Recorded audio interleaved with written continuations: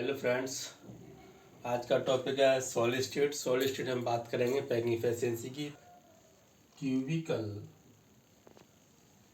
Unit cell. Cubical unit cell क्या होती है? सब फर्स्ट वाला लेते हैं हम। सिंपल क्यूबिकल या क्यूबिक बोल सकते हैं ओनली। क्यूबिकल यूनिट सेल, इसको शॉर्ट में बोलते हैं एससी, या कभी कभी एससीसी बोल देते हैं। कभी कभी किसी बुक में आपको एससीसी लिखा देता है, simple cubic cell.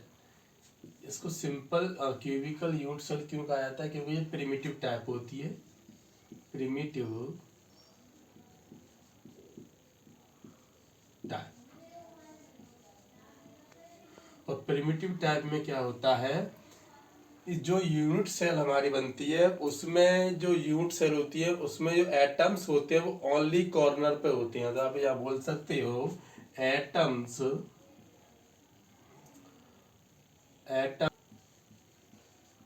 Only at corner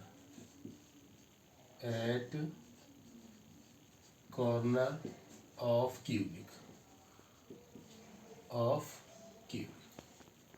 इसमें क्या होता है, मेरे पास कोई यूनिट सेल है, एक यूनिट है दिस टाइप, और इस यूनिट सेल में जो एटम्स हैं वो ओनली कोनों पर हैं, कॉर्नर पर।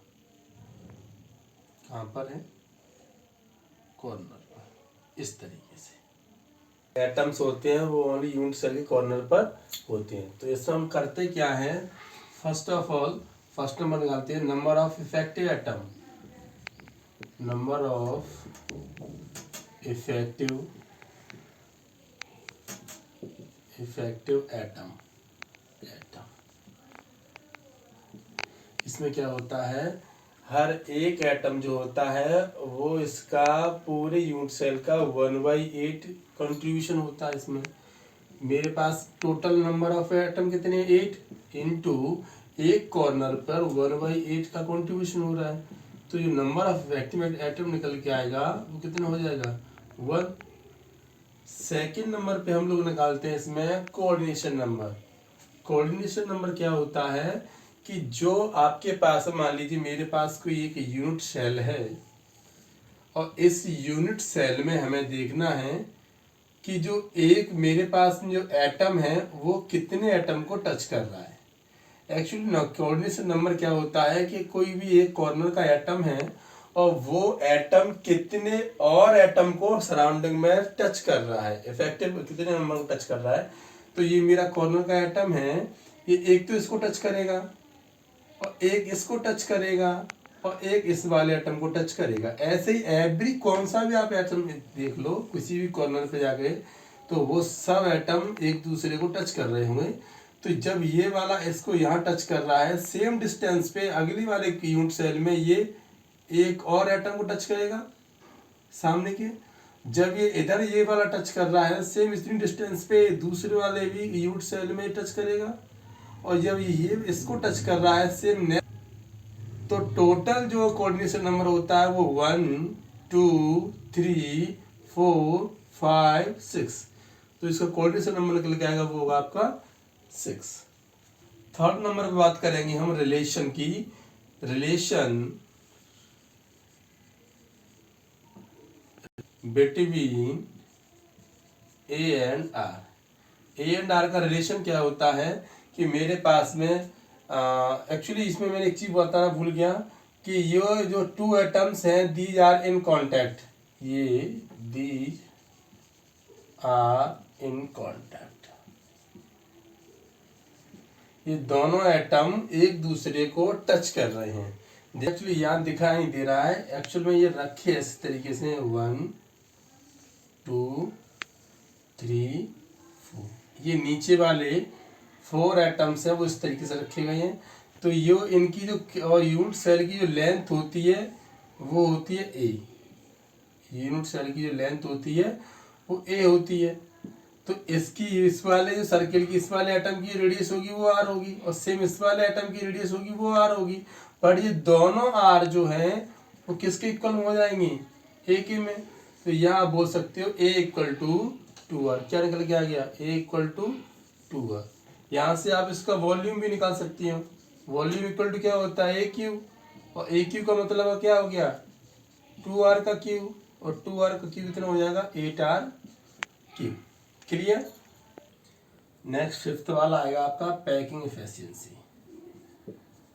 पैकिंग एफिशिएंसी का फॉर्मूला क्या होता है, effective atom into 4/3 pi r cube upon total volume.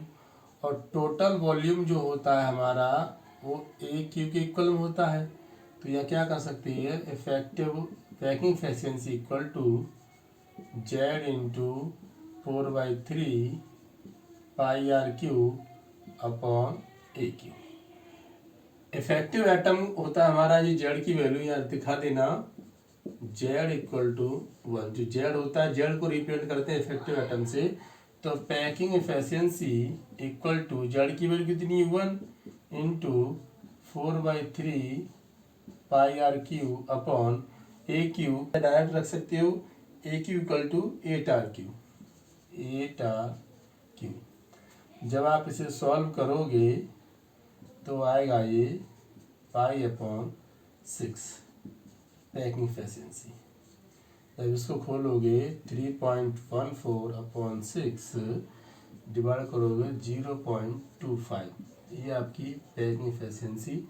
और पैकिंग एफिशिएंसी 52%। एटम्स के द्वारा जो जितना ऑक्यूपाई किया होगा वो कितना हो रहा है 52%। ये इसकी पैकिंग एफिशिएंसी है। और वैकेंट कितना है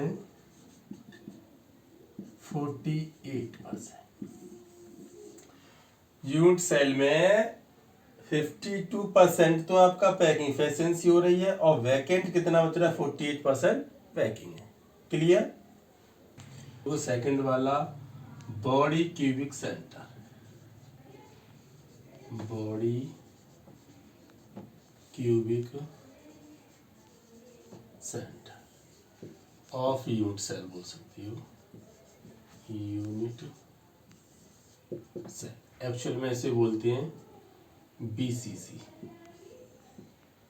BCC body cubic centre. All atoms are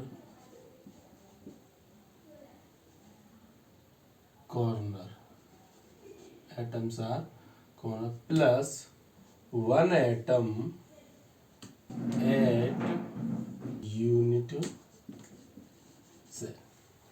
करना क्या है कि एक इस मेरे पास यूनिट सेल है, और इसमें all atoms are corner but 1 atom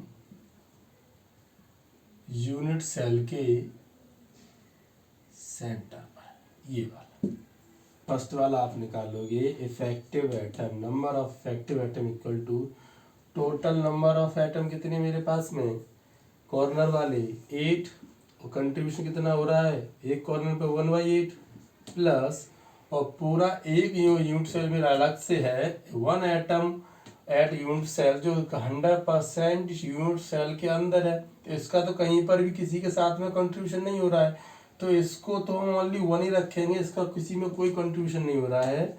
तो 8 से 8 1 + 1 इक्वल टू 2। ये आपका इफेक्टिव एटम निकल के आ गया। And second coordination number. Coordination number क्या करते हैं, मैंने अभी पहले ही बताया था, एक बार फिर से बता रहा हूँ कि जो एटम होता है उस एटम से कितने सराउंडिंग पार्टिकल एटम टच हो रहे हैं उसको उसकी कोऑर्डिनेशन नंबर कहा जाता है। अगर किसी एटम के साथ में 3 एटम टच हो रहे हैं तो उसकी 3 कोऑर्डिनेशन नंबर रहेगी। अगर किसी के साथ 5 है तो 5, 6 है तो 6, 10 है तो जो भी जितने एटम टच कर रहे होंगे वो उसकी कोऑर्डिनेशन नंबर होती है।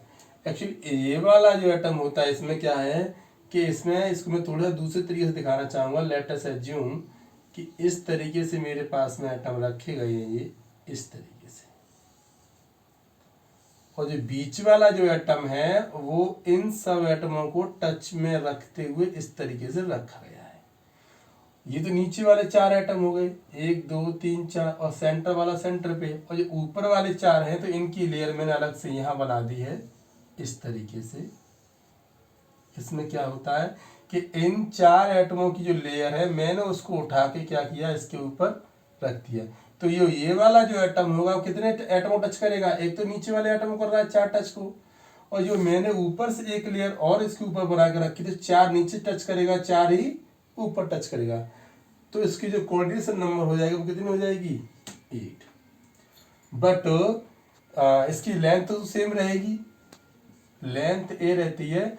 आपने सिंपल वाले में देखा था कि 2 atoms are contact but these are not contact, these are not contact.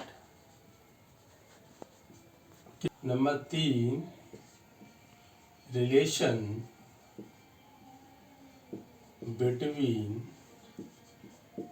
A and r. Relation देखना इसमें, तो जो यूनिट सेल होती है उसकी लेंथ तो सेम रहती है ए।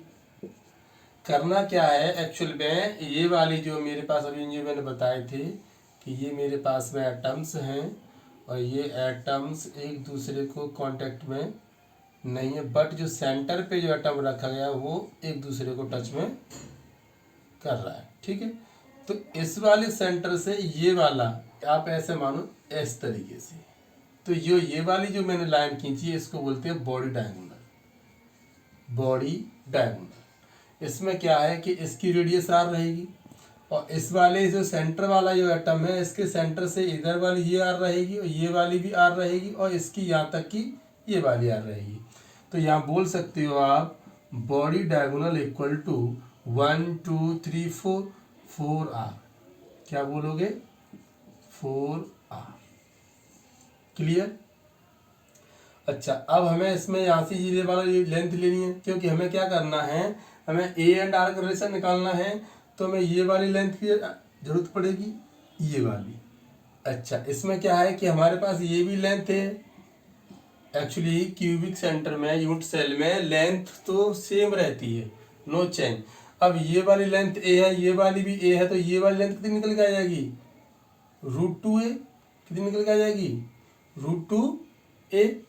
तो अब यहाँ देखिए इस वाली लेंथ के लिए ना, ये वाली आपकी लेंथ रहेगी ए, बॉडी डायगोनल, बॉडी डायगोनल। इसमें आप पाइथागोरस प्रमेय यूज कर सकते हो, वो वाली यूज हो रही है।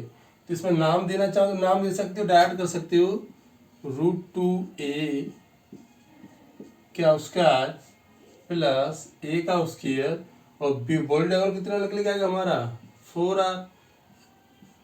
4r इक्वल टू इसका कितना हो जाएगा, 2a स्क्वायर प्लस ए स्क्वायर, 4r का square equal to 3a square, और इसका पूरा आप इसका रूट लोगे तो हो जाएगा 4r equal to √3a।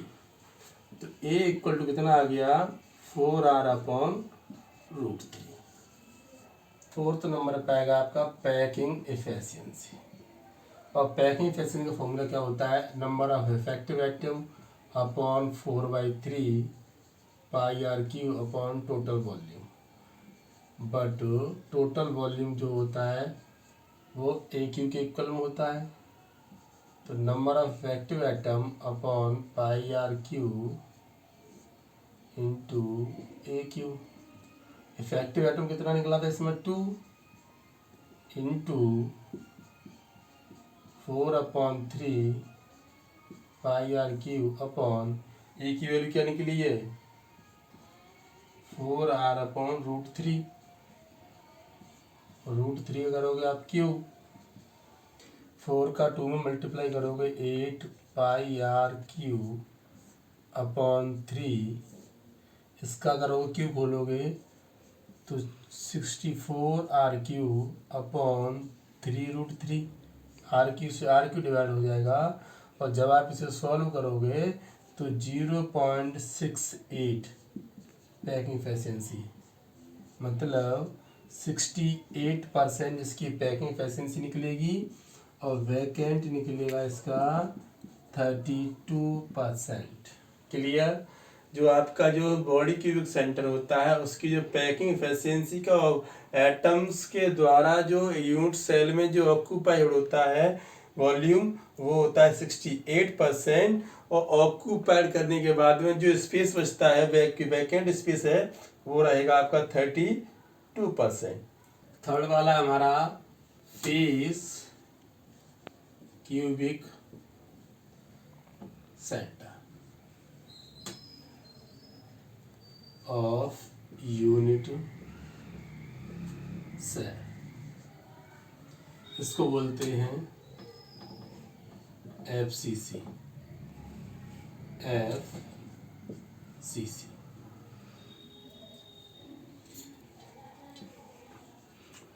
All atoms are corner plus 3 atom at every face unit cell. इसमें क्या है कि मेरे पास में ये यूनिट सेल है और इस यूनिट सेल में जो एटम्स हैं वो कॉर्नर पर हैं। कॉर्नर के अलावा मैंने आपको बताया 3 atoms at every face unit cell, हर एक फेस पर आधा आधा पार्टिसिपेट करेंगे, तो पूरी यूनिट 3 एटम्स पार्टिसिपेट करेंगे। ये मेरे पास एक रूम है और रूम में कितने फेस होते हैं? 4 तो दीवार वाले हो जाएंगे और एक फर्श वाला, एक छत वाला, तो कितने हो गए फेस? 6 हो गए, क्योंकि 4 तो ये होगा आपकी दीवार होगी 4 तो, और एक फर्श वाला 5th और छत वाला 6। तो करना क्या है कि हर एक फेस पे एक एटम मिलेगा।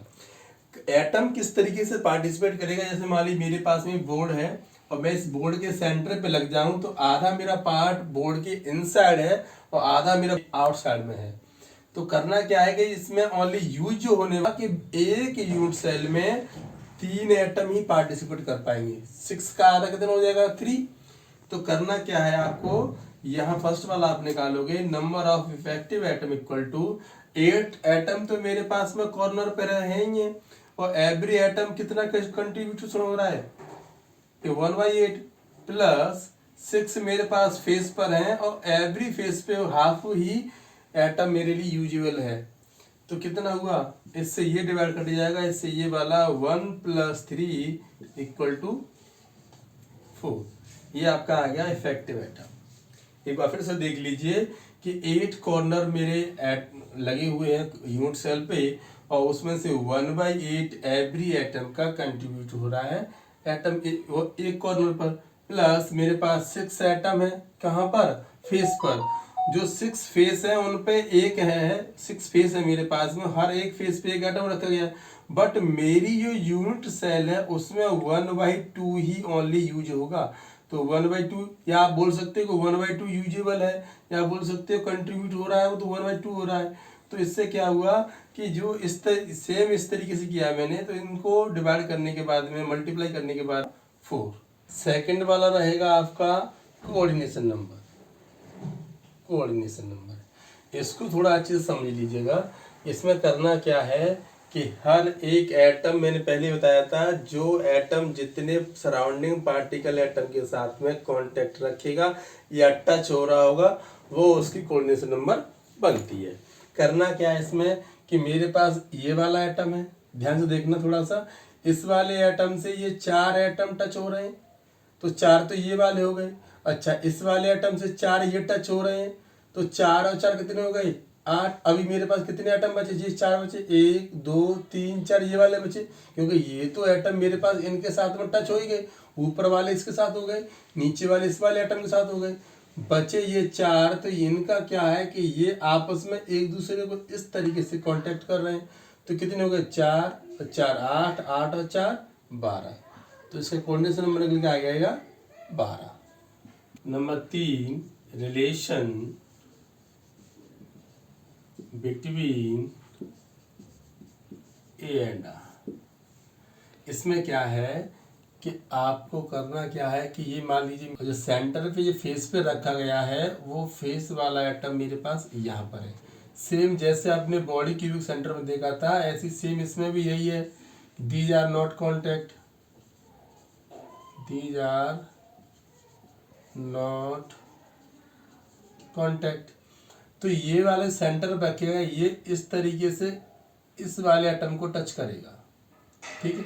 जैसे ये वाला, ये सेंटर वाला ये है, ये वाला एटम ये रहा और ये वाला एटम यहाँ पर है। तो मैंने क्या किया इस तरीके से, लेंथ नो चेंज, बिल्कुल लेंथ आपकी वही रहेगी ए।